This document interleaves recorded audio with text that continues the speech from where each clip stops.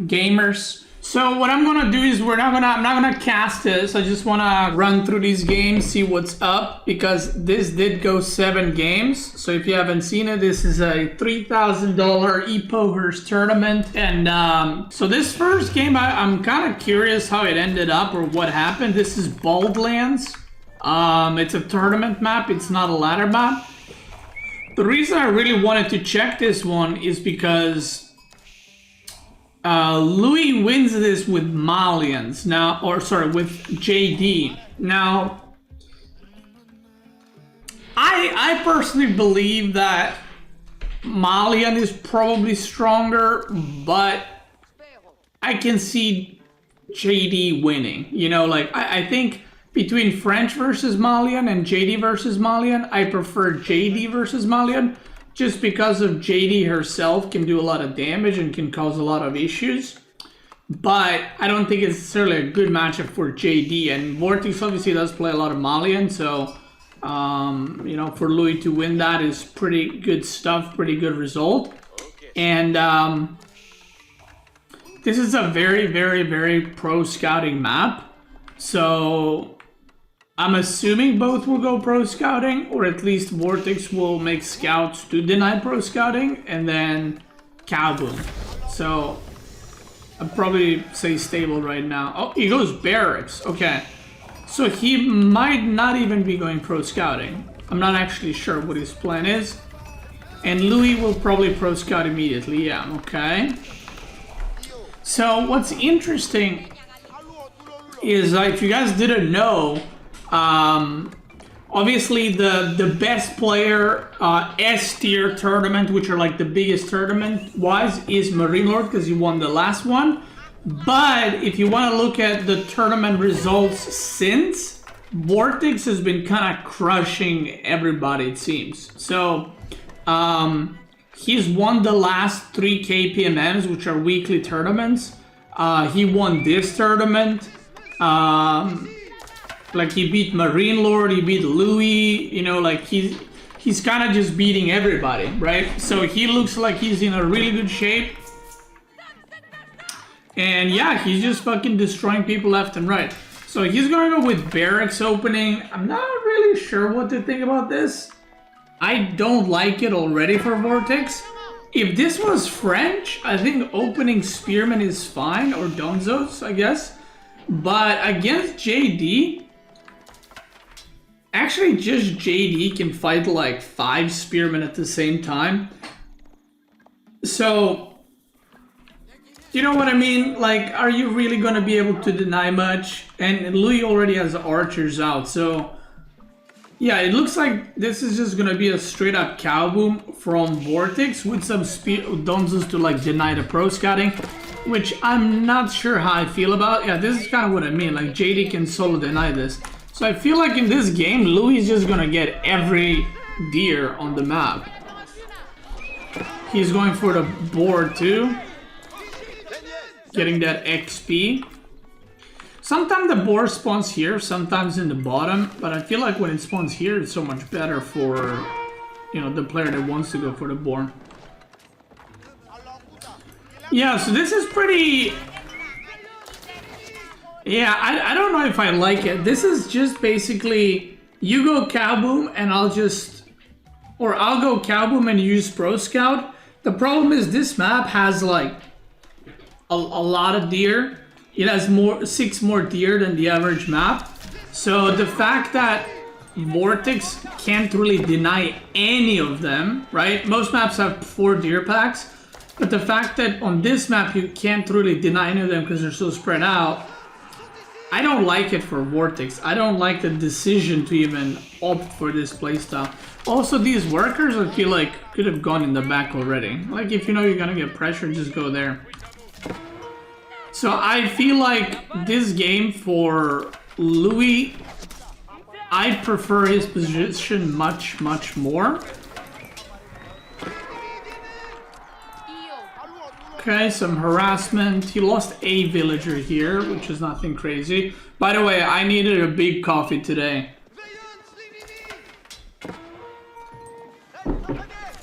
I've been under a lot of stress with Beasty and all. Like if she's well, if she's not well, what's happening? So I haven't had coffee yet, so I'm just fucking cranking one now.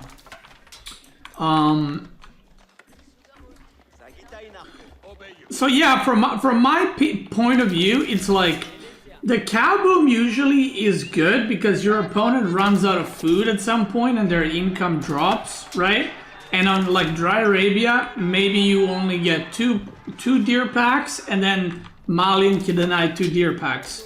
But on this map, like I said, he won't be able to deny any, so it's 4 deer packs against Malian cow boom, which, like, in theory, Vortex survives, he's gonna be in a better spot, right? Because the deer will run out eventually. But the amount of time that's gonna need to pass for the deer to run out eventually is extremely long amount of time. On top of that, let's not forget, he's playing JD, which means that he's not producing villagers faster, which means that he's spending less food on the villagers, right? Because French produces them faster. But on top of that, there's consecration, so he's producing them actually even cheaper than that, and he's producing all the units cheaper. So my point is, the deer and the food he's gonna have is way more than any other civ would usually have. Like, he's gonna have food probably till 25 minutes, basically, which is not, and not just food, deer, like base income. So yeah, now obviously Malian army is strong, but I mentioned this many times before. There's a very awkward moment where Javelin Thrower Donzo, in theory, beats Knight Archer if you micro really well. But once you hit Castle, this comp becomes a lot worse, which is kind of funny. The reason it becomes worse is not because of the stats, but because the more Donzos you have, or sorry, Javelins, the harder it is to actually micro them efficiently. So basically what ends up happening is, let's say you have 40 javelin throwers. You cannot micro 40 javelins as well as you can micro 12. You know, 12 you can micro perfectly at a pro level, or 15 or 16 or whatever.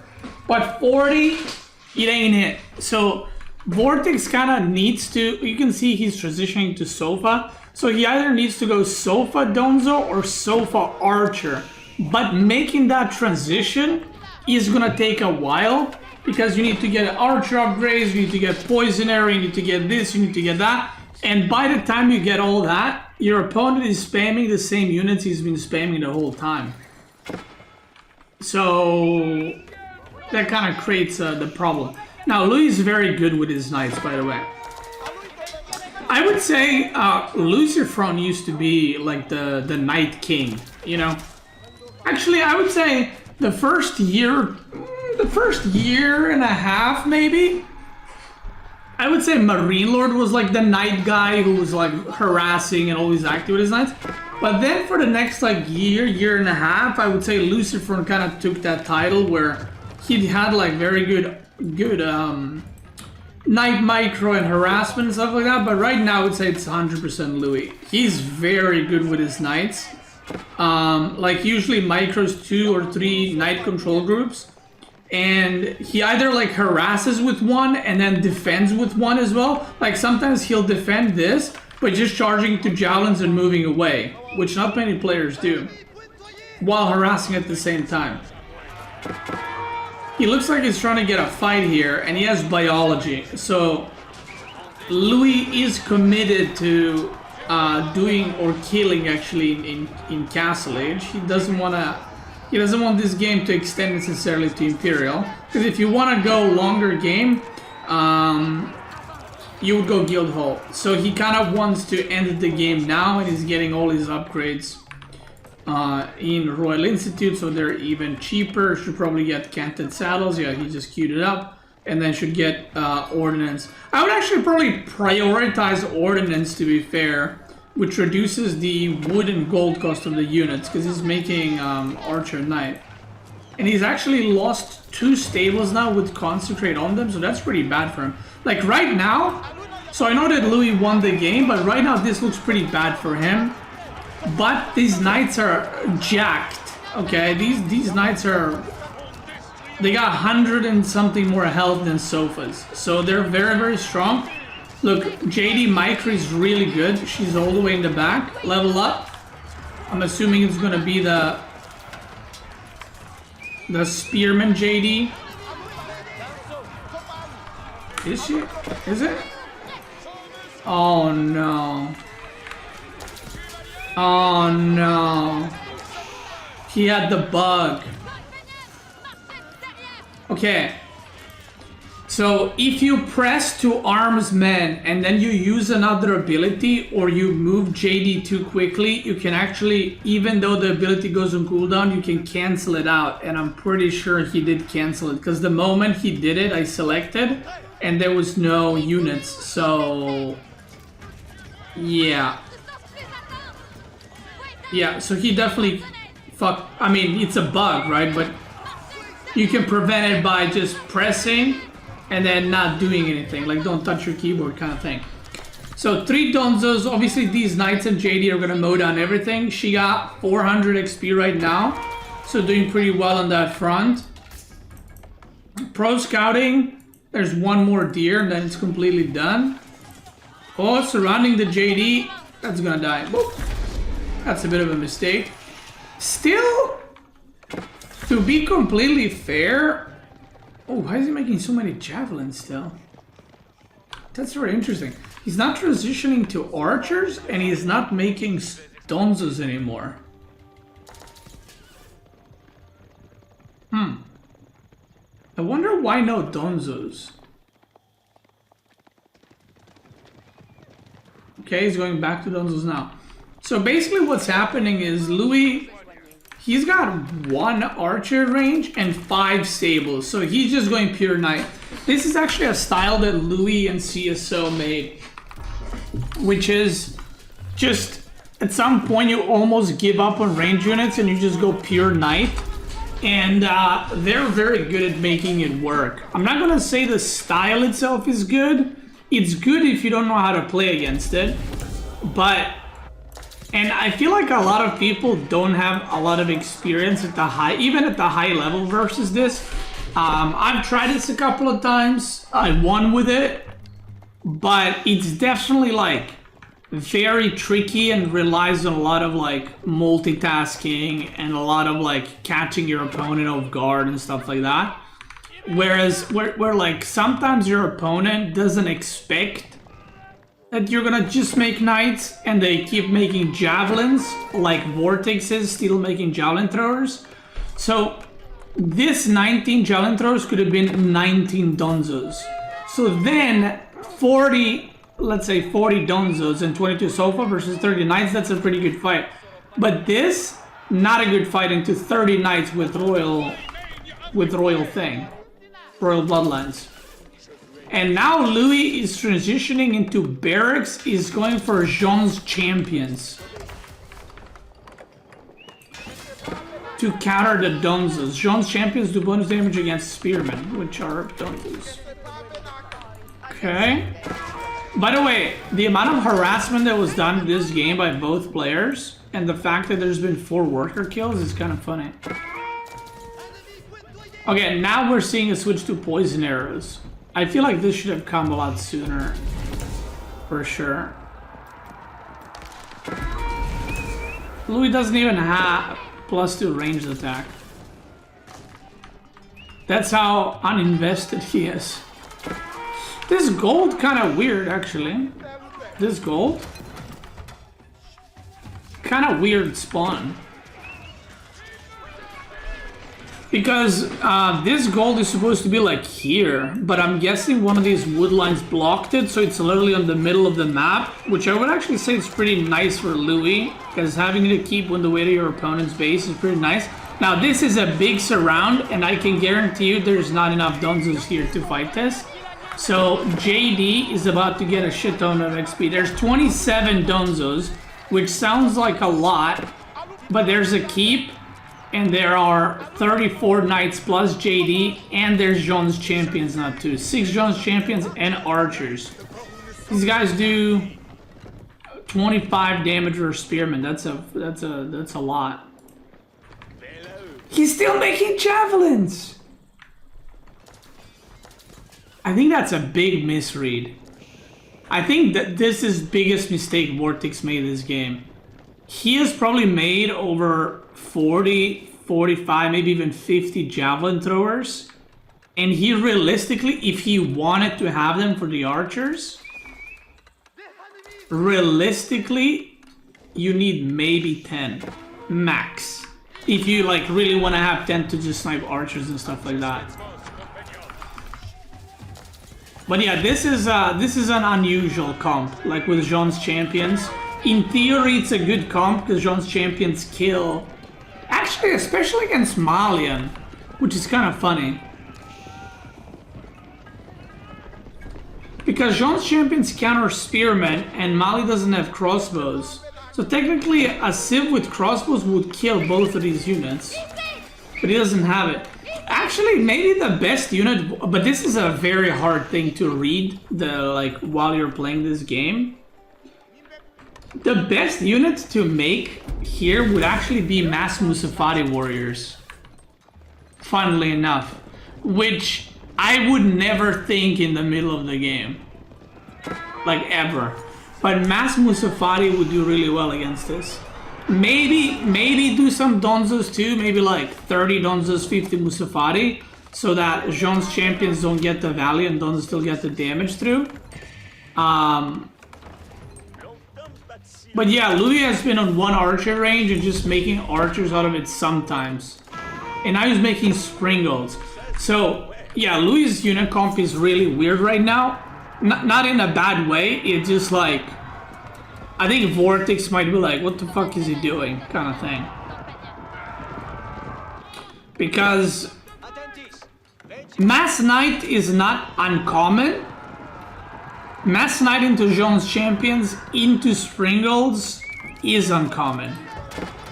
Not saying it doesn't make sense, but I personally haven't played against it, and I wonder if Vortex did play against it.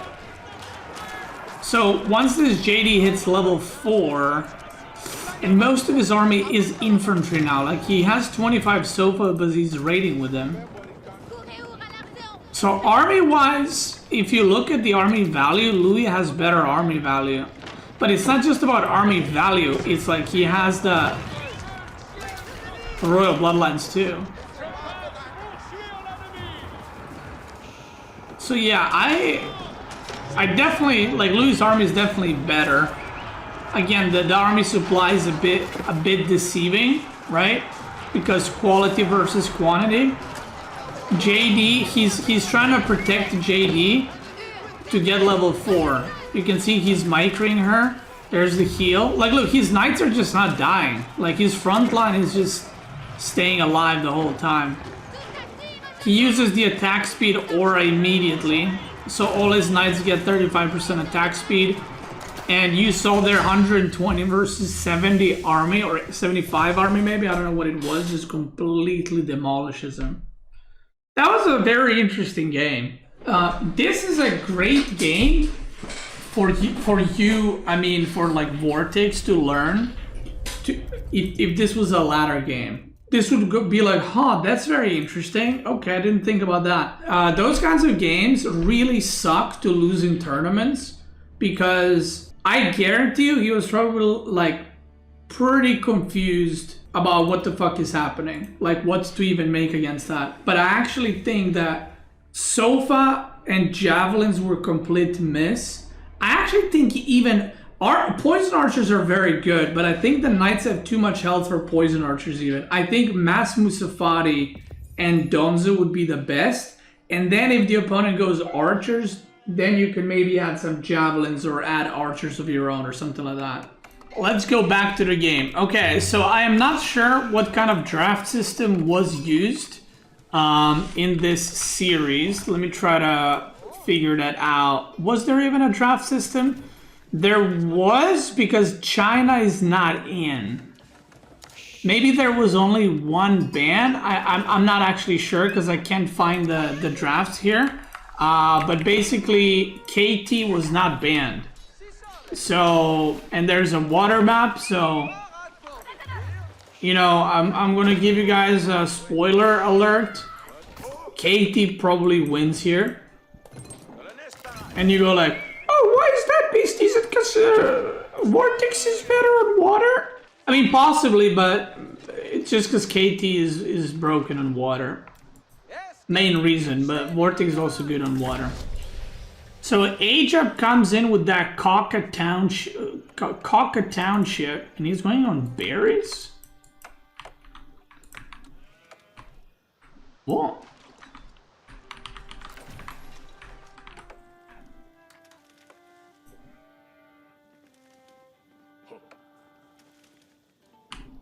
Why is he on berries?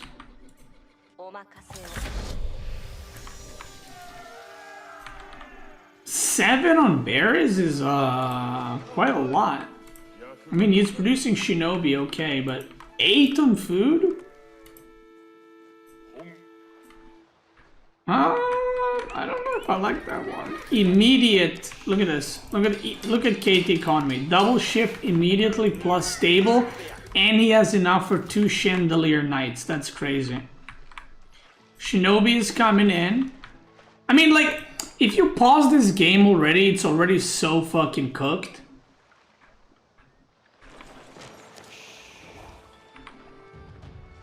Yeah, I'm surprised about why he's gathering so much. I mean, he has too much food. Unless he's gonna go fast castle, which doesn't look like it.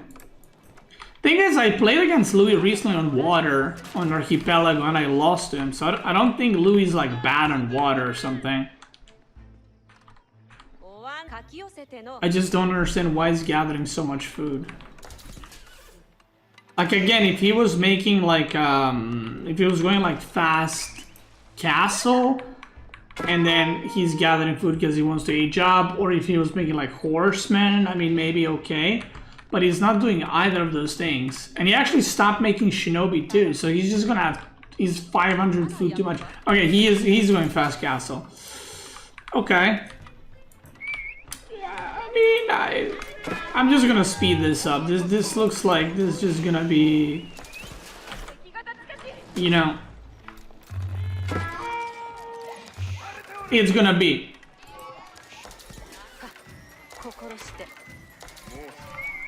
like Vortex is basically about to break water because he has one more ship. Actually, he's got way more ships, so the water is gone. And Louis looks like he just wants to give up. Oh my! Okay, I was gonna say, if Louis can just defend the water for a bit and just delay all that, so Vortex has to keep making like ships and stuff, it's maybe okay, but he just immediately fucking loses all the water. Yeah, this is turning into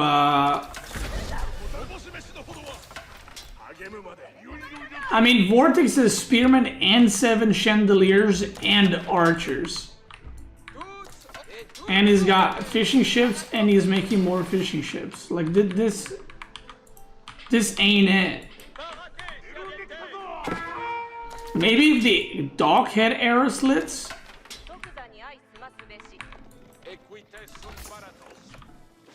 Vortex is just gonna wall off the whole base. I mean, the thing is, Vortex is now playing super safe because he knows he's ahead. I mean, look at the worker count. I'm just gonna speed this one up, guys. I don't wanna waste time. I'm gonna be honest. Like, this game is, it's possible to win from here on out,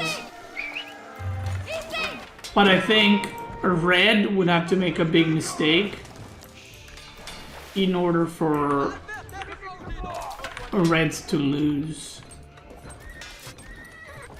And I don't think Vortex is gonna make a big mistake. Let me put it that way. Yeah, he's even gonna take Louis' water now. Or, yeah.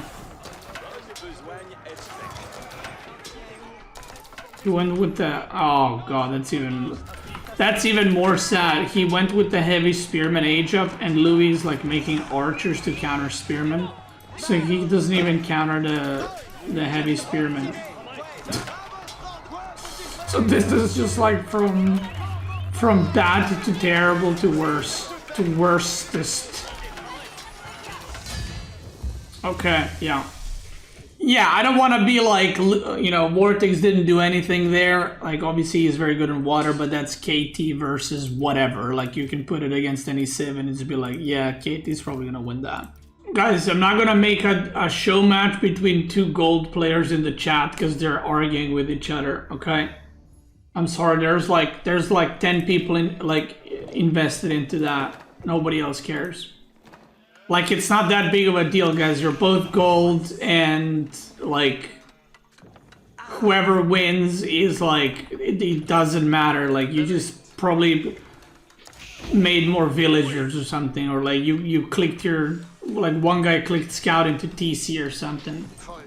Like, chill, it's not that big of a deal. You guys are both amazing, okay? You're both goats. Like, if you guys want to go play a show match, go ahead and play it, but I'm not invested, that's what I'm saying, into this gold fiesta.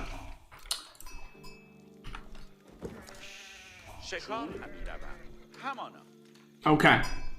Next matchup is HRE versus Delhi, and I'm gonna be completely honest with you guys, okay? And when I say completely honest, I mean I'm not gonna lie to you. I actually don't know who's favored in this matchup. This matchup used to be long time ago good for Delhi, like a long time ago. But then this matchup used to be an auto win for HRE, like auto win, like easy clap type of win. These days, I've seen mixed results. I've seen both sides win. And I actually didn't see who won this game in the replay, so that's good. But yeah, the thing is, there's like a rule that I like to get to kind of have, which is like never bet against HRE. But the way HRE used to beat Delhi, by the way, is kind of funny. Like, HRE would go, this is like old style, and I don't know if I started it, but I remember seeing a game where someone went mass men-at-arms and Delhi just died, like with Ghazis and archers and everything. So what I used to do is I would make a tower on gold, make horsemen to like harass Delhi, and then I would go like 10 farms around Chapel, and I would go 4 barracks and just make pure men-at-arm. And it doesn't matter how many units Delhi has or what units, the men-at-arm would be more cost efficient and you never run out of food. So the thing is, at that point, HRE was considered like, or Delhi was considered a free win for Holy Roman Empire. But now for the past year, the meta has been pro scouts with HRE, which kind of means that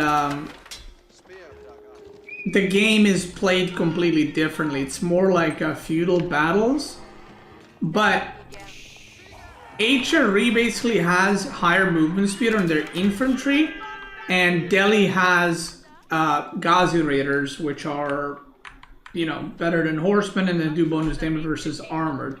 So if you mix in like few men-at-arms, I feel like it's not as strong, but if you go like crap ton of men-at-arms, I feel like it's pretty strong. So yeah, I'm not really sure.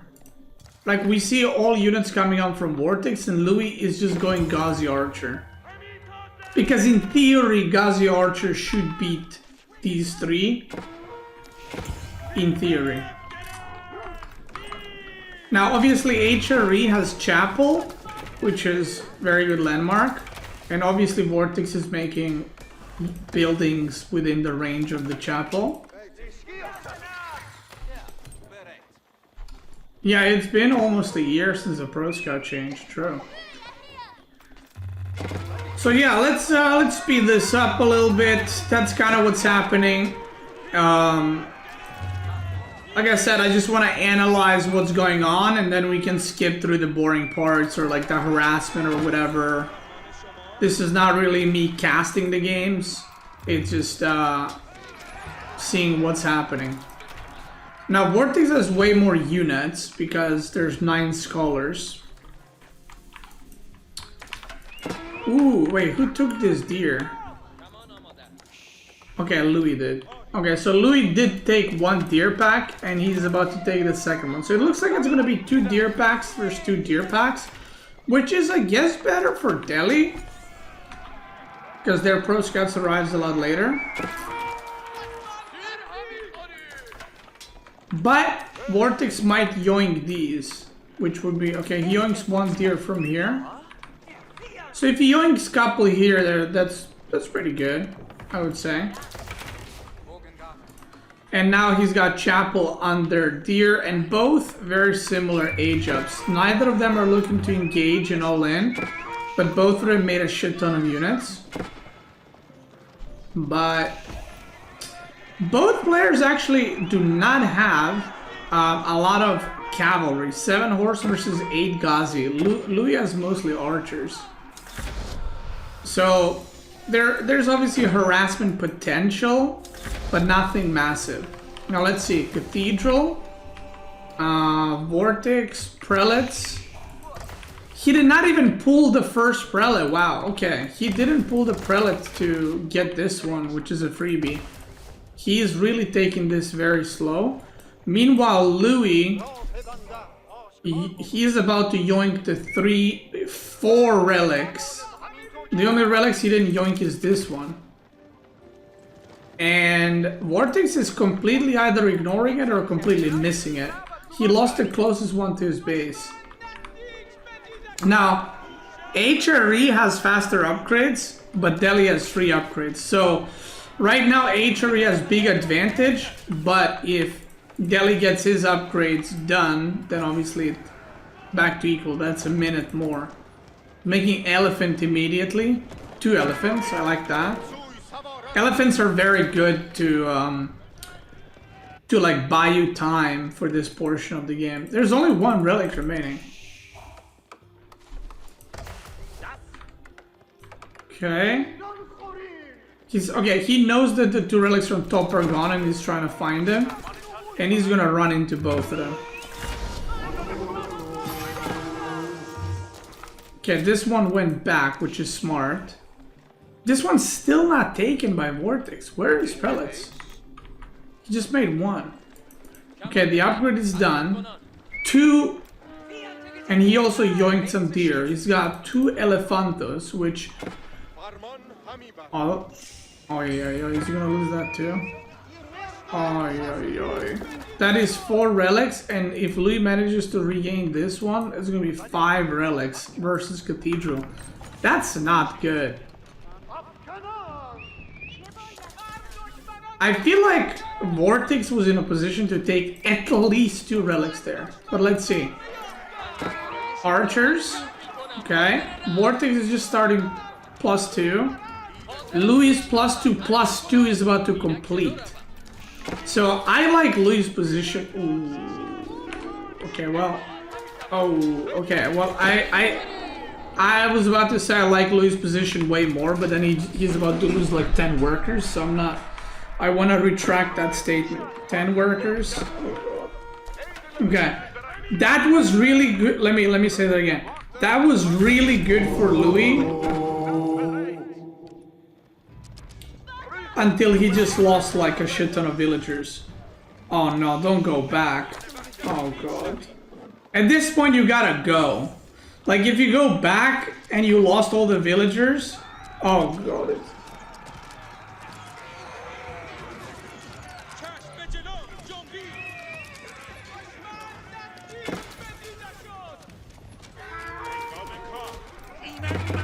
I mean, that's like game-ending damage, by the way.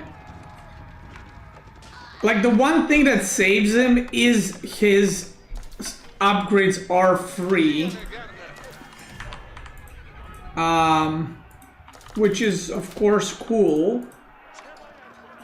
Like, the best thing Louis can do now is what he's doing, which is like go mine shit ton of stone and make 50 keeps and get the keep upgrade to produce villagers. Probably wall here and just keep everywhere. Like, first keep maybe even here. I would put the first keep right there. Second keep, yeah, definitely wall that. Second keep maybe even like there or there, and just camp it out because this ain't it right now. Yeah, see that? Not pre-watched, by the way. Not pre-watched. Needs to wall this though. This is very easy to wall. And he's not walling it. Okay, he's walling that too.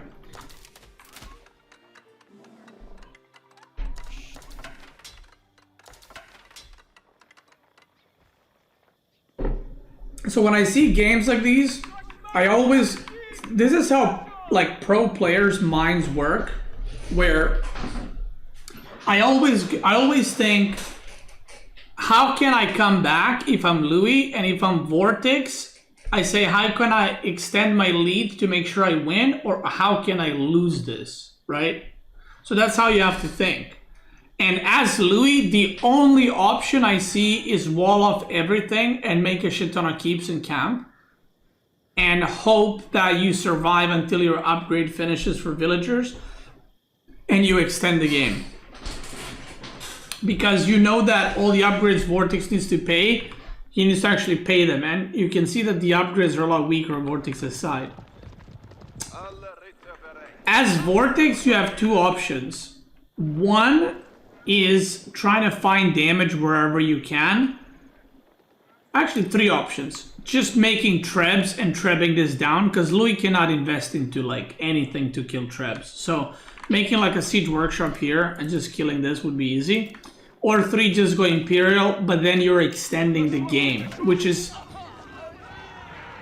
not the greatest choice, because then you're letting Louis potentially come back. So I think best option for Vortex, maybe even make Rams and go for this.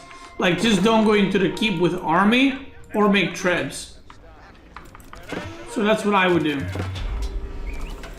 And as Louis, I would be mining a lot more stone to get more keeps. But he actually stopped. He just made one keep and he stopped. Which is... He's just focused on making army, which is okay too. Oh, that's Vortex's keep. Unfortunate timing. So yeah, Louis is gonna try to push this with army. Maybe he feels he's too far behind. But even though the worker count is like this, it is playable if you camp it out. But the elephants are very strong. At the same time, there's 23 crossbows, 24 spearmen. So these elephants might just be getting wrecked. 7 scholars here, so he didn't pull all of them. Which I feel like at this point, just pull all of them. Wow, and he just fucking kills them. Kick W. Well, there you go. I feel like Vortex did game-ending damage, but from then on out, I think that taking a straight-up fight like that ain't gonna work. So I think Vortex's idea was what I told you, which was he was making a keep there, and behind the keep there was a siege workshop. So I think he wanted to push with like trebs.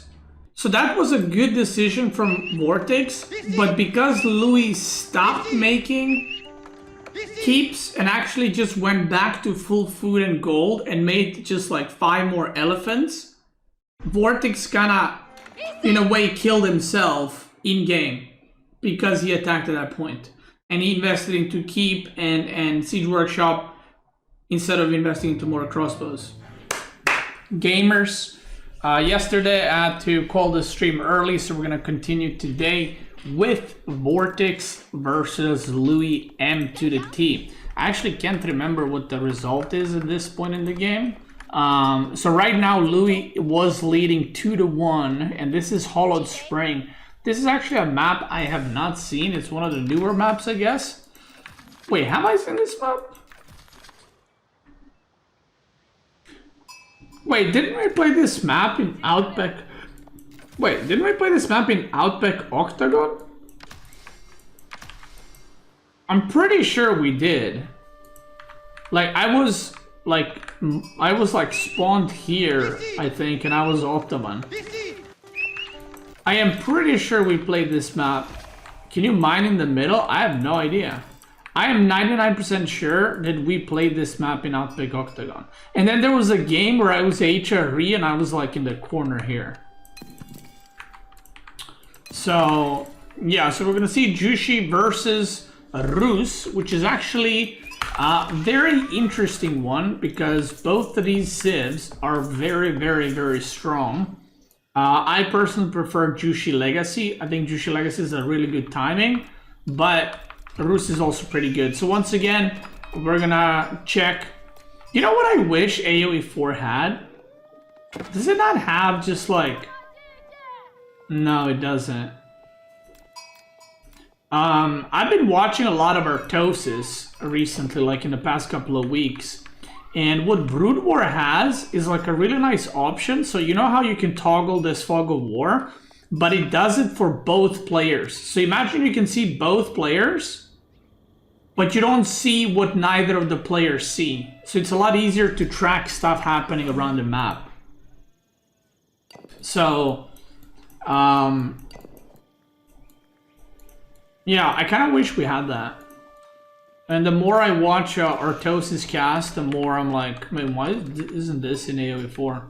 Because that's fucking cool as hell. Thanks for all content. Alright, so let's speed it up. So we've done 3 games analysis, and that was an hour long, I think, or something. So we're gonna try to speed up. I'm assuming it's just gonna be Pro Scout versus Pro Scout. Although Louis does this thing with China and Jushi Legacy, where he will actually not go Pro Scout immediately. He will actually go like Horseman or Spearman, and then later on, from all the taxes he gets from making units and from mill and lumber camp, then he goes Pro Scouts. So he did this like few months ago. Okay, scratch everything I just said. What the fuck? Why is he making a galley?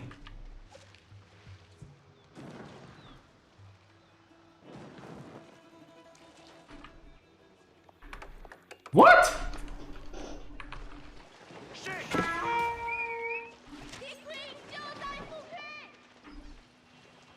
Wait, what? Why?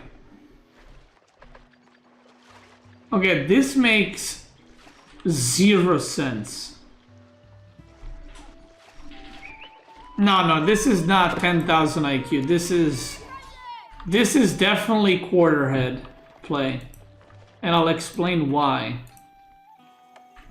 So, you're playing Jushi versus Rus. He wants obviously fishing. You could have just opened fishing in Dark Age. Rus has no way of punishing you if you go fishing. Like, it's not like Mongol where they can go spearmen and torture docks. So you could have just gone fishing. How many fish are there even?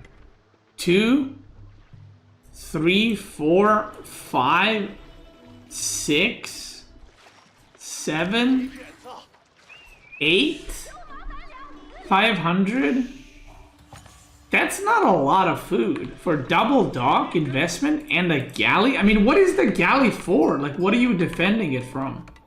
You know, like, Rus is gonna go Pro Scout. He doesn't give a shit that you went for docks. Okay, this build from Louis, 0 out of 10. I do not like this at all. And I was gonna go on deer. So how many deer packs for this map? 4. So I guess his idea is I'm gonna yoink this one and then let 3 go. Let this one go and then take the water. In theory, that means that Vortex would get 2.5k food from this deer pack, which was Louis', but Louis will get 4k food on the water. But you actually have to invest making fishing ships on water, so it's not really like free, if you know what I mean. But at the same time, you have more workers, so you should have more income.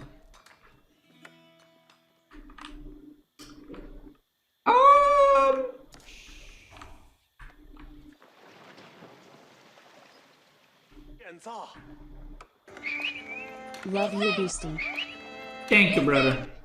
Thank you, Care. Care W, LOL. Yeah, I don't. Okay, I don't mind what Louis is doing if he just opened Dark Age Dark. Because, again, if this was any other Civ, opening like this is okay, but Roos has no way of putting on aggression in Dark Age. Even if he brings scouts to like torch a dock or something, that shit sucks, right? That's the only part I don't like about what Louis did.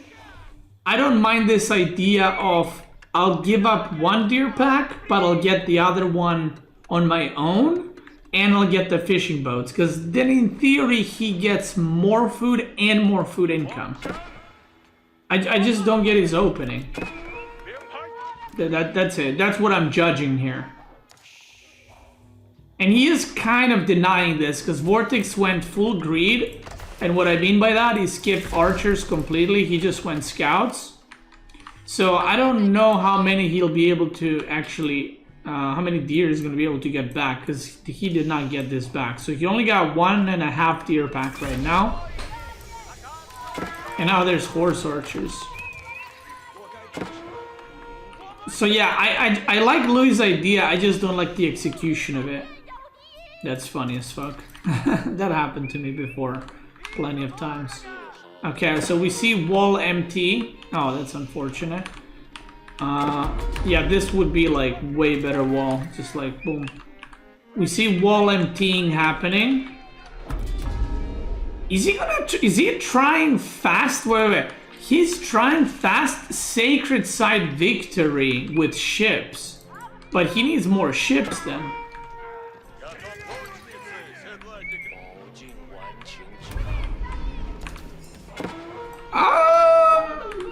Monk is not in range. Vortex doing some micro. Look at him cooking. Yeah, you need more ships for this. Okay. Again, I'm judging Louis' opening, not the playstyle. I don't mind this. Actually, I haven't played this map, and I don't even know how much they played this map.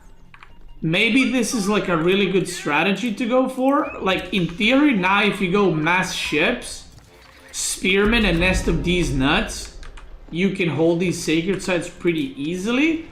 But I feel like you need a lot more ships. Like, you might even need ship upgrades. But then if Vortex recognizes, he could go for Springles, which, if you didn't know, actually kills ships pretty easily. And he's gonna lose this monk too.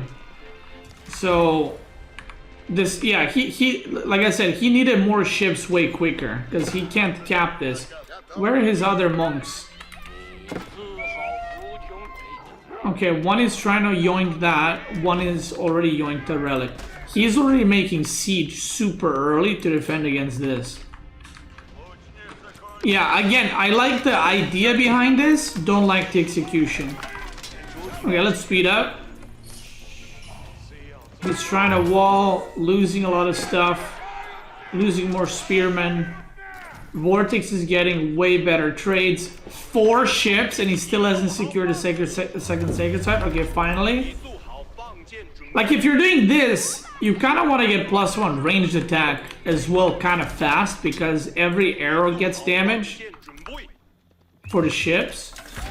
So this could have been already like 7 minutes right now. You know, this could have been ticking for a while.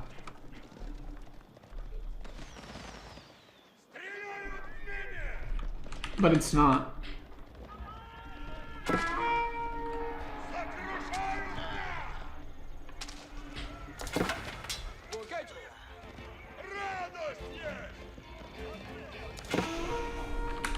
So this has been this could have been ticking for a while, and then you might have a different game.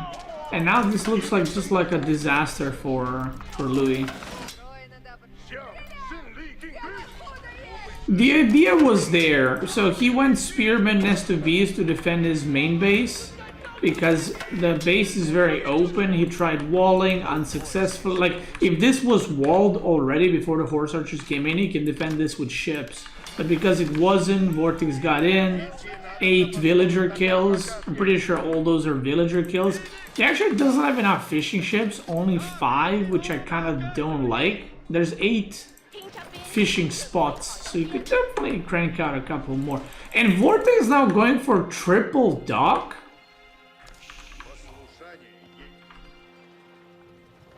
Okay, I will say this straight up. I don't think either of these guys played or practiced this map a lot. Now, it's a lot easier to observe and point out mistakes, obviously. You know, like, in the current state, both of these guys would crunch me. But because I have played game at the high level, or highest level, I can, you know, still call out bad decisions or weird decisions. Like, going for this while the ships are right there, like, this is... I don't need to... It's not gonna work. Like, even if he does get one dock up, it should never work. The best play here is going Siege Workshop, right? But I think that's why I don't think either of them actually played this map. 5 junks now out. And Louis is obviously all in on water because, well, he's kind of fucked, right? Okay. That's hilarious. The dock is gonna go up. And Vortex just cancels the other 2 immediately. Because he realizes he got spotted. And now, okay, he's gonna make a sprinkled ship. He's gonna queue up 2 of them. There's a dam already. So like I said, this should never work, right? So like, the reason Vortex is doing this is not because like, oh, I hope he doesn't notice. It's just inexperience, okay? From like how to react to this. Okay. Okay. Does he get anything? Nope, gets nothing. Unfortunate. He got 3 relics, which is good. He's kind of getting mowed down. There's a demo right there. There's a sprinkled ship, but yeah, the issue is there's not much left in his base. Yeah, Louis' idea I liked. Execution was pretty bad. And I would actually even favor Louis in the way they chose to play. Like, if you go immediately dock against Rus, I don't know if Rus going pro scouts, and even, let's say he got 3 deer packs, I am not sure if it's enough. Like, I think the fishing beats it out. But like I said, I haven't played that map either, so it's hard to call. That's just kind of what I'm noticing here, okay? So that was game number 4, and now it's a 2-2 game. Definitely feel like if both of them play that map a little bit more, I think Louis has an advantage there. So yeah, this one is a bit longer. It's a 35-minute game, and it's a Byzantine versus Ayyubid. Now, this used to be considered a very good matchup for the Byzantine, but I'm not sure how it is these days. I did practice some Byzantine for the Steel Series tournament, but I haven't played the game much since. So, and I also played some Ayyubid, but I don't have a lot of experience in this specific matchup, so I guess we'll see how it goes. The reason I think it's pretty rough for Ayyubid is Byzantine can... Because Ayyubid ages up so slow, it's like Byzantine can push with longbows and they can make rams because you're aging up slow and they have a lot of time to pressure you. But they can actually age up castles soon behind it, and they don't need to go cavalry as a civ. So, yeah. Okay, Louis is not gonna do any of that. He went with economy wing, so he got 3 extra villagers, but obviously, or sorry, Vortex. I don't know if I said Louis or Vortex. Vortex is gonna go with the eco wing, and Louis is gonna go with the Grand Winery, and he is going with the level 5 cisterns. So this is Lipany, and this is... Pretty sure this is EGC Lipany, just looking at the mountain spawns and stuff like that. They look a bit more normal, and the TCs are pretty close to the edge. Yeah, it's EGC Lipany. Because normal Lipany is like, you can get some stupid ass fucking... You can get some stupid ass spawns. which I'm sure you all experienced already. So what are we seeing? Barracks, he's still on sheep, which is interesting. Because at this point, you kind of want all villagers that are gathering food to be on the berries, so you can get mercenaries. But he's just going Limitane Horsemen. Which, I'm gonna be honest, I don't know if I've seen this once. And now he's gonna go Mercenary House. Because I usually just see, like, Horsemen into Mercenary House or Limitane into Mercenary House. But he's doing both. Which is also opening Horsemen against Ayyubid. I feel like is, you know, because Ayyubid can't just go Desert Raiders. So maybe with Hippodrome? I'm not really sure. And Vortex behind this is just gonna go Fast Castle. Yeah, I don't like this from Louis. Like the opening, I don't like it because... So this is the point where the longbows should be arriving, or javelin throwers in this case, which... Okay. But because he opened this, and because he's been on sheep, his mercenaries are late, which means that the pressure on the gold is late. So I actually think that Vortex is gonna get to castle pretty safe, like pretty chill. He's not gonna be too worried. He's upgrading his tower. So I think he's gonna be completely fine, and I feel like the horsemen he made literally just didn't do anything. I mean, they're just kind of running around. So I like the opener from Vortex because he like put some pressure. He got the Golden Age 1 and then just went castle. He forced Louis to make this, right? Don't like Louis delaying gathering bears and all that. Not a big fan of that. But he does have level 5 cisterns, which I guess is good. And he went javelin throwers. Now, javelin throwers are interesting. For a while, javelin throwers meta has been gone from Biz. Like, mostly people go longbows, because longbows are just considered better than javelins. Javelins don't scale well into the late game. But if you go javelin, then you get access to Desert Raider, Camel Rider, sorry, which can debuff the enemy cavalry. And obviously Ayyubid loves to go for cavalry, so you kind of debuff... Or wait, no you don't. Wait, hold on, no you don't. Camels don't debuff the camels, right? Yeah, so then this is kind of just pointless. Yeah, okay, yeah. So for those that don't know, and when I was at the Steel Series tournament, by the way, a lot of players didn't know this. And I'm about to reveal something that you might have not known.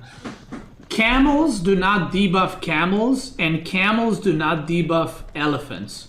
Camels only debuff horses and knights. So that's something to know. So I don't know if Louis knows this, because when I was telling this to the pro players at the Steel Series event, like out of 8 of them, 6 or 7, well, 8 of them, I guess, including me. Out of 7 of them, I think 5 or 6 did not know this. Okay? So I actually wonder if Louis knows. Maybe I didn't like talk to him about it, but he might not know. He might be going this to debuff, because Ayyubid goes for a lot of cavalry, usually camel lancers, but it does not work. So yeah. So camel riders kind of meh. I mean, they still counter cavalry, I guess. They just don't debuff them. So this push usually arrives a bit sooner from Biz, but because Louis went with the extra step of horsemen, it's arriving when it's arriving. But this is the reason right here is why Byzantine is considered good against Ayyubid. It's just that the way timings work out. Imagine if this arrived a minute earlier. Both of these buildings will already be gone. he can't gather gold. It's just awkward. He would have more units because he would use less in production buildings. Vortex is going on the other side, and this is the best case scenario for Vortex, by the way. That his second gold is on the other side. Sometimes your first gold is here and your second gold is there, and that's a disaster against this kind of thing. But this is very lucky for Vortex because his first gold is here, and then there's a wood line, and then there's another wood line, and then his second gold is like right there. So basically the idea is it takes Vortex very little to cross, but Louis needs to go all the way around. So he actually denied gold for non-existent amount of time, and Vortex is now fully cranking and producing. He got 3 relics because he aged up with Dervish Wing, and there is a pretty high chance he will be able to get all 5 relics. Now, the scaling in this game, I definitely prefer Vortex's. Because like I said this before, the longer the game goes, javelin throwers are not worse, they're just harder to micro, which in practice makes them worse, but we'll see. Vortex is actually very good with Ayyubid, by the way. When Ayyubid was like the meta, he played Ayyubid a lot, and he played Ayyubid really well. Vortex can go Knights either, Limitana become good then. So this is the interesting part. Right now, Louis' army destroys Vortex's army. But once you have a critical amount of archers, like I'm talking 30, 40, the javelin throwers cannot clean them all up. And then the archers will mow down Limitana really fast. And then the Camel Lancers can actually do damage. But right now, Vortex 100% loses the battle. So Vortex, if you look at the army positioning, Vortex does not want to fight. He's standing back. He's going to go harass to buy himself time, but he doesn't want to fight head on. So he is going to do this kind of harassment and try to keep Louis in his base while he gets more archers, while he gets more Camel Lancers. He might even go into Gulams, or he might even go Mangonel, because obviously Mangonel would be very good. But you can see he's fully producing Archer and Camel Lancers. Now the question that I have is, did Louis produce these 2 camels from here, or did he get them from here? Because if he did produce them from Mercenary House, then I think that he thinks that they will debuff the Camel Lancers, but they will not. Let's see what he makes next. If he makes Camel Riders, he definitely does not know. He's not making anything, he's got the oil for it. Because that's the only explanation that I have. And see, now... Okay, he's making javelin throwers. Maybe it came from the landmark. So now we're in a situation where a minute ago, Louis' army was better. And here we are now where Louis is running away. And the reason he's running away, there's 30 archers and 15 spearmen, and there's 8 Camel Lancers, some spearmen which are going to be tanking. But he does have a lot of Varangian guards, but Varangian guards will die to Camel Lancers, and there's 2 Mangonos. So now Vortex's army, IMO, is better, but obviously Micro will like help crazy amounts because of javelin throwers and the way they work. Wall MT, I mean, he's just doing his thing, right? Yeah, more walls.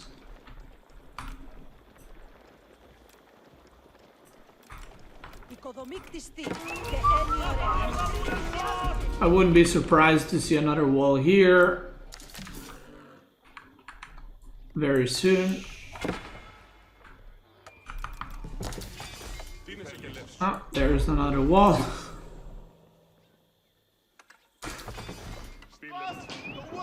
I mean, this is just...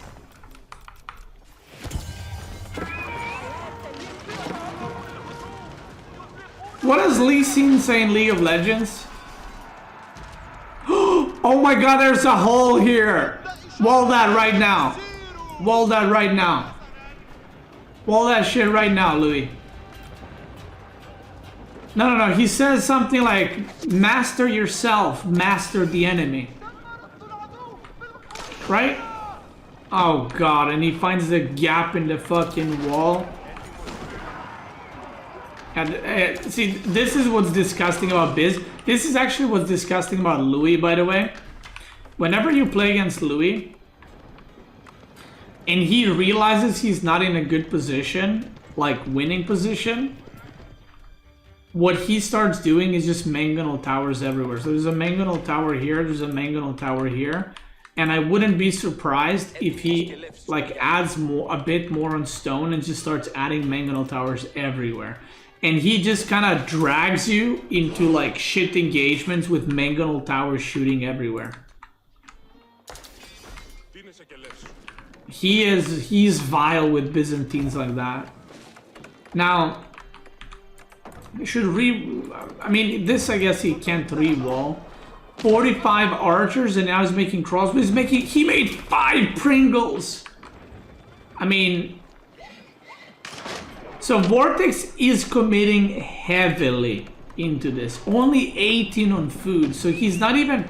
Okay, so I'm gonna pause here. Vortex is all-inning, but not in a way that you think it is. Not like he lost villagers and he needs to all-in. He's gathering food with 18 villagers only, which is not enough to actually support camel production or horseman production and archers and crossbows. So he's actually just producing archer, crossbow, and then has 35 on wood. And he has some villagers on gold. I think some villagers are moving somewhere because he should have more villagers working.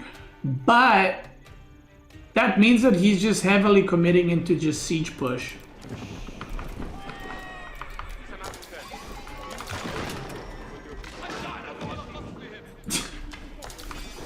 Yeah, he's just gonna go straight for that. Bro, look at that fucking death. I hate mangonel towers, by the way. I hate them. I love them when I play Byzantine and the enemy is engaging me and the mangonel towers are just... Oh my god, and Louis... Okay. Okay, this is about... If you got your... Hide your wives, hide your kids. Because this is about to be disgusting.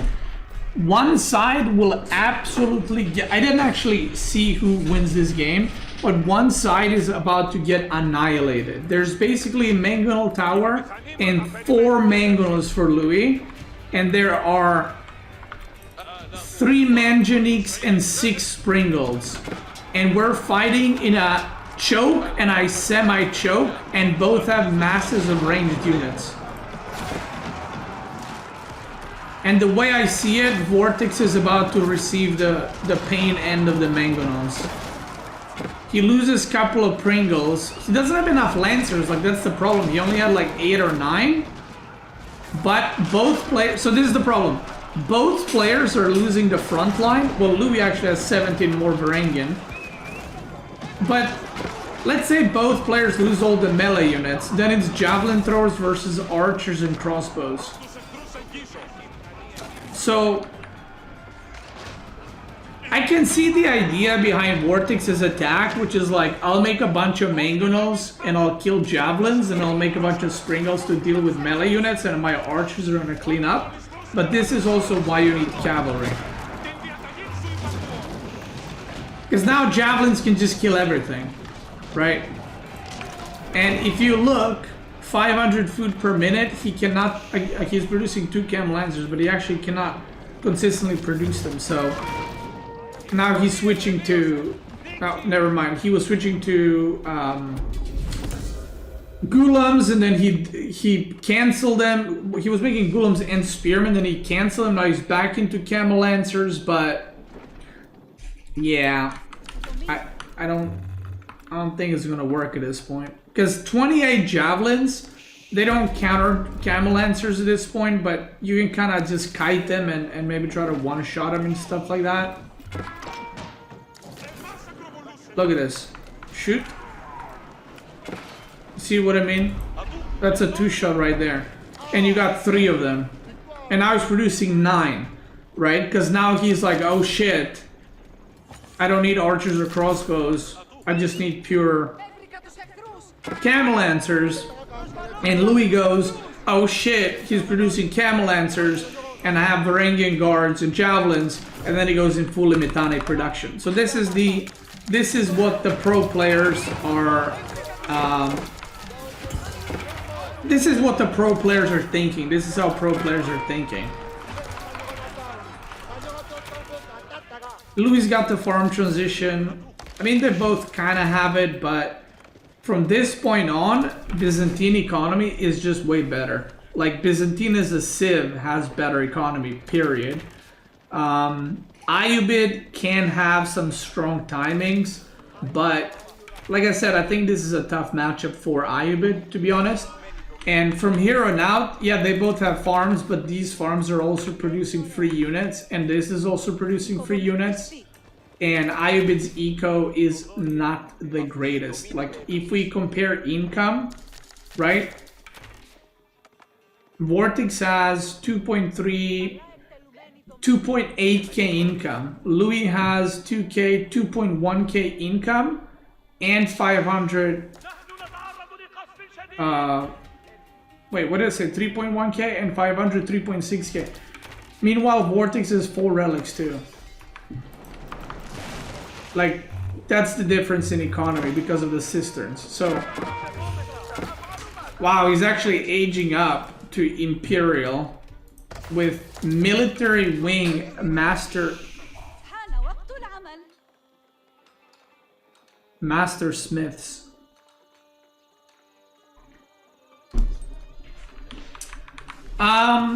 So why is he doing this, you might wonder? Beasty, why is he going for Master Smiths? Is it because it's good? I think he's going for it because he's trying to all in. Again, he's trying to end the game. So in theory, you want to go for military wing reinforcements, but because there's javelins actually kill those. These two are more long term, so I think he's just going this. He's immediately going to upgrade archers and maybe gulams or camel lancers and just go for it and try to end the game. He's going gulams. I think that's the plan here. Let's see. I think he immediately queues up archer upgrade. He has 68 of them. Yeah, immediately archer upgrade and gulam upgrade, and I think he's just gonna go for it.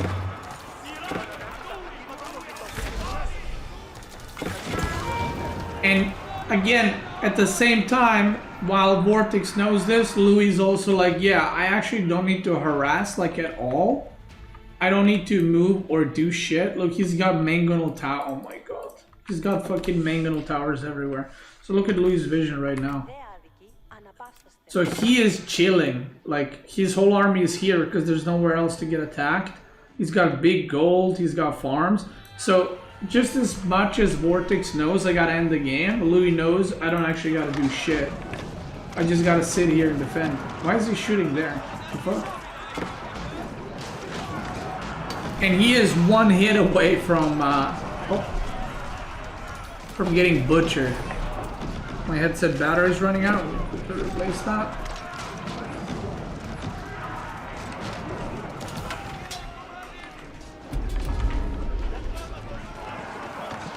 And yeah, like I said, Vortex tried this Master Smith to upgrade quickly and go, but yeah, that's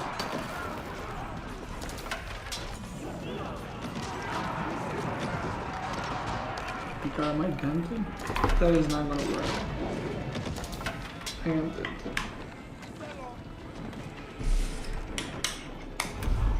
So yeah, this game is Jober.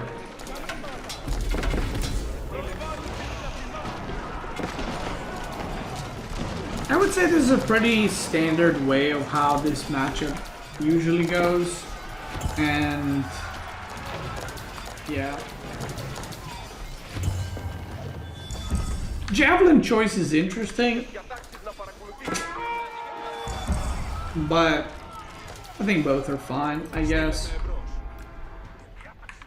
What's OP about javelin thrower wing is, or wing, mercenaries, is that now your camels, because you went for Foreign Engineering Company landmark, they also give your army 2/2 armor, which is incredibly OP. I mean, he doesn't have a single one right now, which he should probably make, but it's so OP. That's from the Abbasids.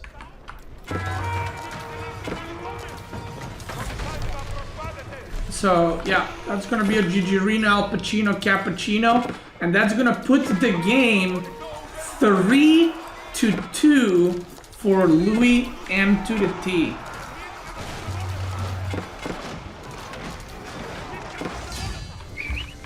Boom. Has the removal of Springolds as anti-siege been positive for the meta?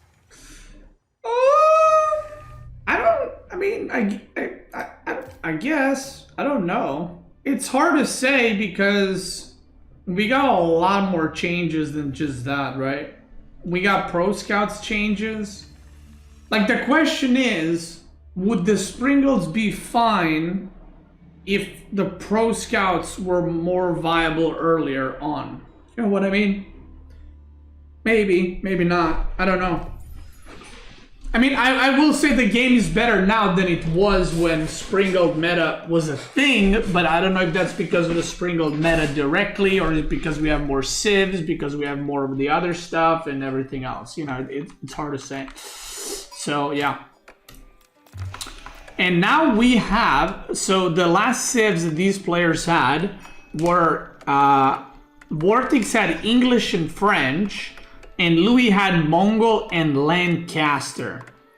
And what's interesting is, this is Cliffside, and Vortex picks French, Louis picks Mongol, and I would assume, I mean, you know, I don't know what Louis is thinking or how he feels about every matchup, but I would assume that he did not want to meet English. So I think he probably wanted this matchup, because English versus Mongol on other maps I think is completely fine for Mongol. English versus Mongol on Cliffside, I'm not too sure. Like, the trade is ass, it's very close to the Mongol. You know, there's a lot of things I don't really like. Now this is some very good news and some very bad news. Oh god. Oh, that's a disaster.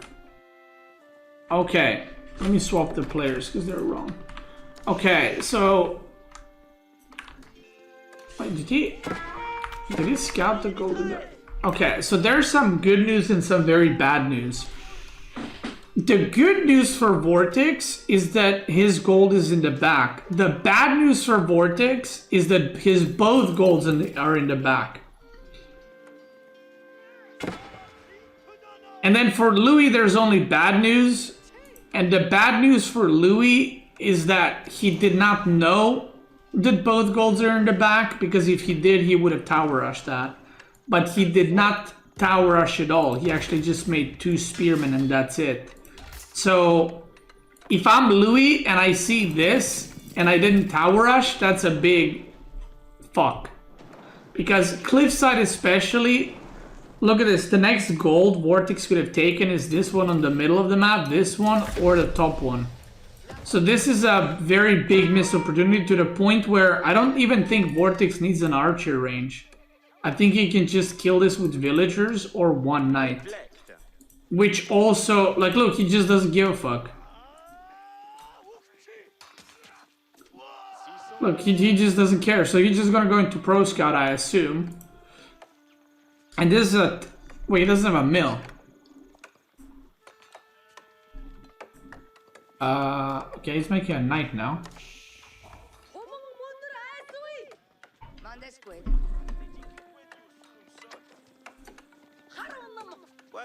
What is happening here? So making an archer range and a knight. Is he not gonna go Pro Scouts? There's something in the TC. Okay, there's a villager in the TC. Knight is out. Lou's being annoying with the con. Pro Scouts. Yeah, okay. So Vortex just playing it safe. He made a knight and 2 archers. Now Louis is making cash. I don't like this for Louis at all. Like, if I'm playing this game, I am not happy with how this is going, like, at all. 0. You opened barracks, you delayed your age up, you literally didn't do anything. You delayed gold for like 30 seconds. The opponent still got a knight out, and the opponent still got pro scouting. Like, you literally achieved almost nothing. And now you're going Keshik, and Vortex is making another knight in order to meet the 2 Keshik, because that's kind of expected, right? That you're going to double produce Keshik. So now the 2 Keshik can't do anything. And the question is, what is the plan if you're Louis from here on out? Fast castle? Question mark? Now, this I like from Louis. This is actually one of the best case scenarios. He got a deer pack and a boar next to each other. This justifies making 2 towers even, and then getting all of this. So you deny deer from the opponent and you get the boar. So this is really good value. Like, just like Vortex got double back gold and that's now sick for him, this is like super sick for Louis. But Vortex says the same, but he doesn't care because he's gonna pro scout, right? But this situation for Mongol, I feel like is pretty awkward. But he is going to go fast castle. I would love to see you more in tournaments, but I understand that burnout is real. Thank you, Mira. I appreciate it, brother. Welcome back. Welcome back. Don't worry, it might not be forever. You know, I might be back in a couple of months. Definitely missing the next one, but look at the bright side. I might be missing the next tournament, but I'm gonna be here to give you guys all the hot takes from a guy who can't beat those players, but I could beat them if I wanted to, Copium, you know? So I can give you guys the insight or insight on like what's happening, why they're doing stuff, we can learn together and all that. So one of us, yeah. I'll be Twitch chat. I'll be like, if I just practiced, I would have beaten these guys. I'm Twitch chat Conquer player. I'm actually not Twitch chat Conquer player. I'm Twitch chat pro player. Yeah. I'm Conquer with pro knowledge. That's right. That's right. I'm a Conquer player with pro knowledge. I'm just too busy. If I had the time, you know what I mean, I would beat these guys, but I just don't care. So yeah, I would win, but I have a life. You know what I mean? Like, I got shit to do. So yeah, that's kind of yeah. You know what I mean? For those completely unaware, that was just a joke. Beastyqt just made a joke on his own account, making fun of himself and gold players in Twitch chat. Thank you.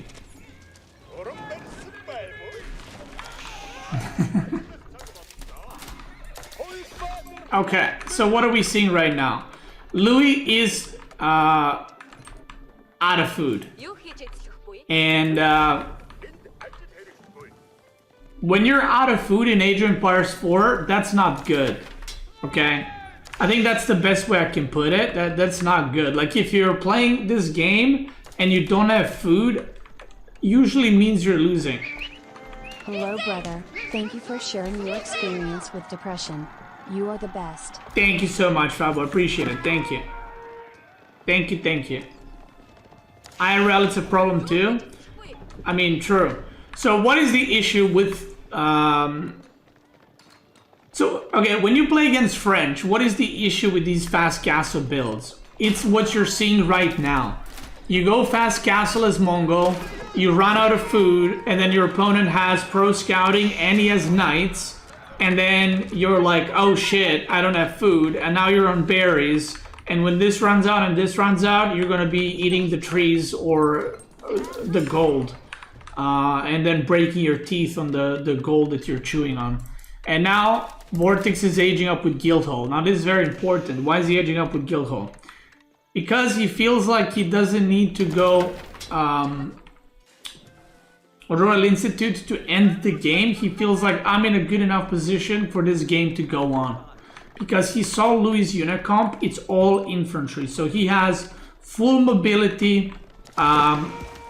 He can do whatever he wants on the map. He got 2 deer packs. I think he's yoinking some of the deer from here. This scout right here. Yeah, he just took 3 of Louis' deer. So if he takes this too, he's in like incredible spot. So he's just gonna take this nice and easy. Uwu depleted. Louis right now needs to go mass pastures or go back on this, which he did. Okay. Knights are coming in. Losing some shit. He is getting the relics, which is, I guess, good. But, again, I mean, look at the unit comp. It's pathetic.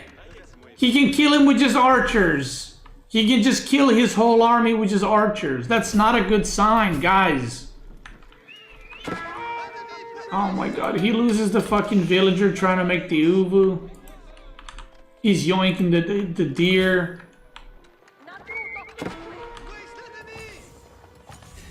This Khan is being so obnoxious, by the way. Did this Khan kill 3 villagers?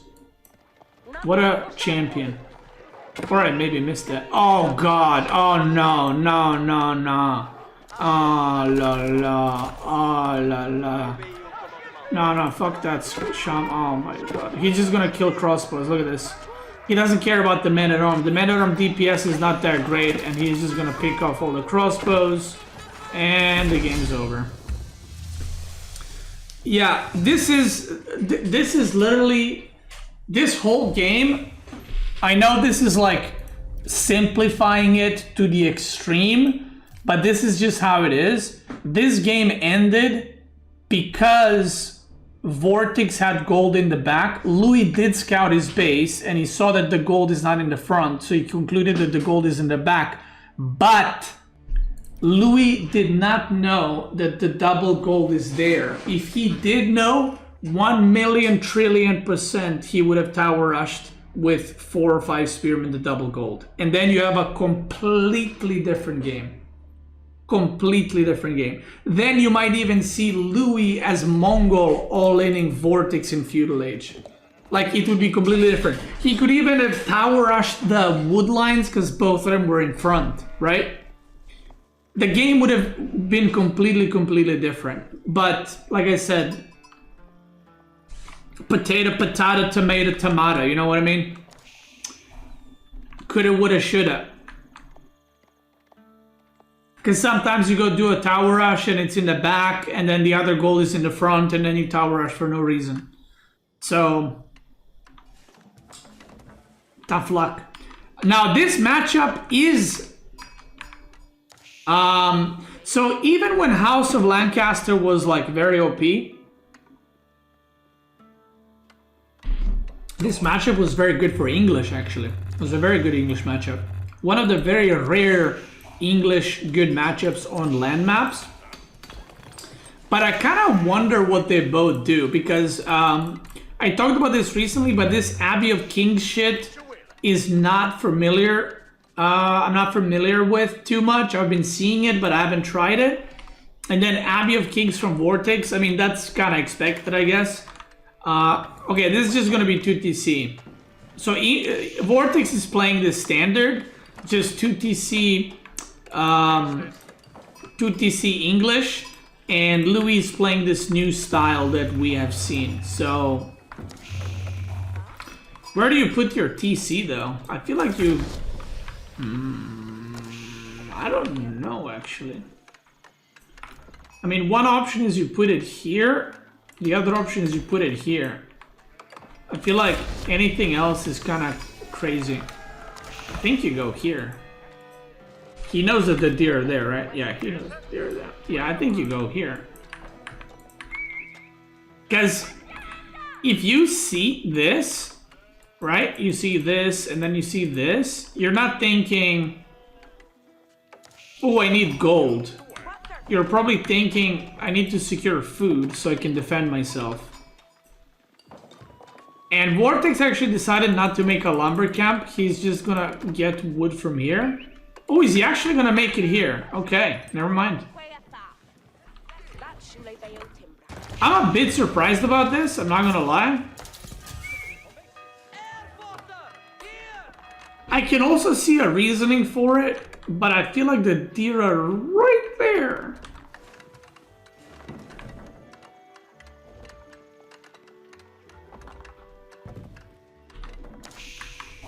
Now the reason, you know, the reason he's going for wood here is because it is protected by the TC now, and later he can go for the safe wood, right?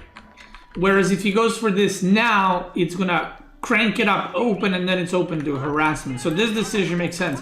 I'm not sure if I like this, I'm gonna be honest. But then I'm shit, so, you know. Now, the early game, the English king is potentially causing a lot of trouble. What's the sheep count? Okay, so Vortex looks like he got about 12 sheep, and I think Louis got 8. Oh wait, no, Louis got less. Oh wait, Vortex got a lot more sheep, didn't he? Because Lancaster starts with more sheep. So this might have been like a 15-5 game or something like that.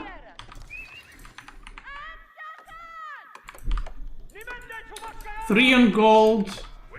I mean, yeah, basically Vortex is just gonna play defense here, right? You just go... He's gonna get +1 ranged attack immediately, so that if the TC diving happens, he can get that. And I'm assuming also gonna make a barracks for the Hobilars. The thing is, longbows are very good against units like Lords because they can just kite him, you know, around TCs and shit. Maybe the reason he didn't go here is because of the amount of sheep that he got. Or maybe he just didn't want to get, like, zerged down by, you know, losing the TC without any rams even. And Louis is towering this with 3 villagers. Oh, whoa, whoa, whoa, whoa! How the fuck did that king sneak in there?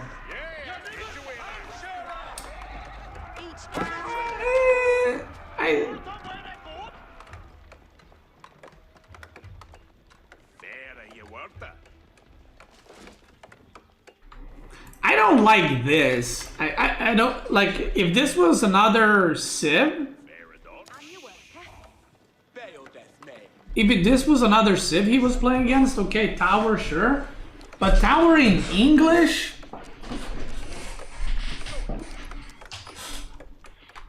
I mean, you know.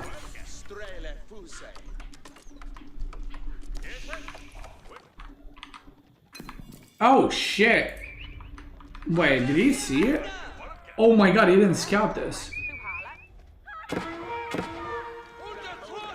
Oh shit, he snuck 5 villagers? Okay.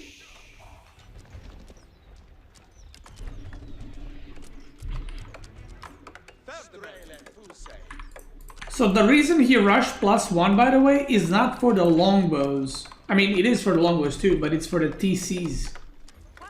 Because English TCs will fuck you up. And the unit comp that Louis is going for is like diving like baboon.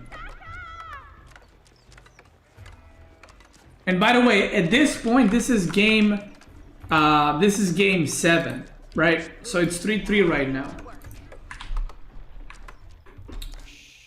Wait, this is very interesting. This is not developing that I thought. So, okay, so Louis blocks the gold. Okay, now I get it. I thought he's just gonna baboon him. No. Oh, no.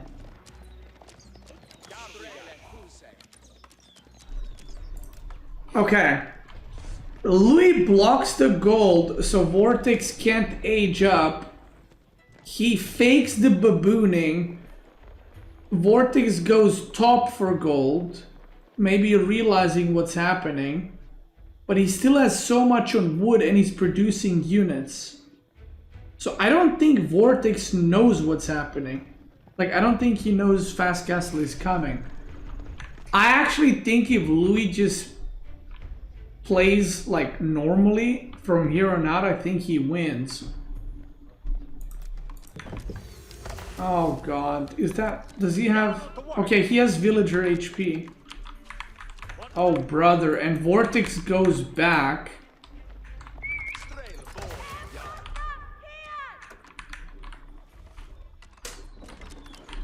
Oh god, he has 3 more here he could be building it with. Oh god.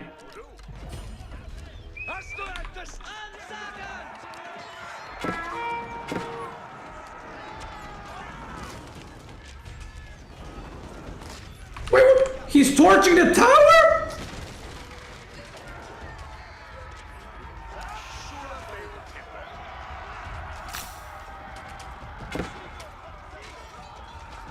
I thought he's just gonna target fire with the villagers on the...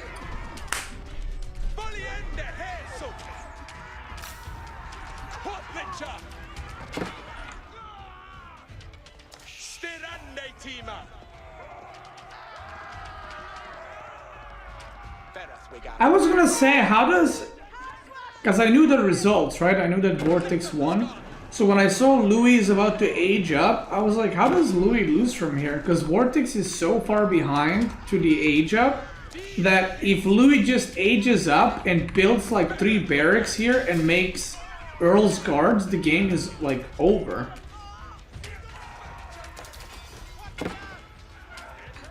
Oh god, stop.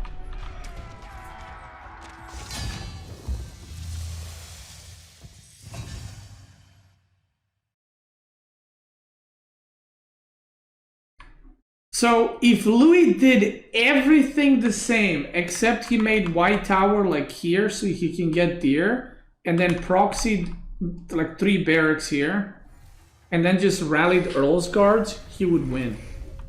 Like that's it. That's legit it. Like he 100% win.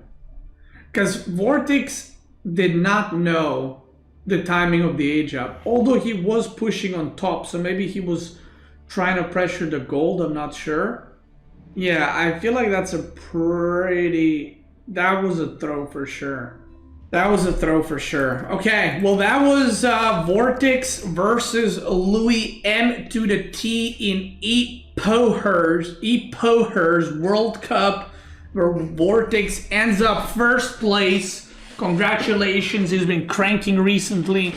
Louis M to the T, Lucifron, the Spaniards are cranking. Core W, 4th place, beating out Anochat.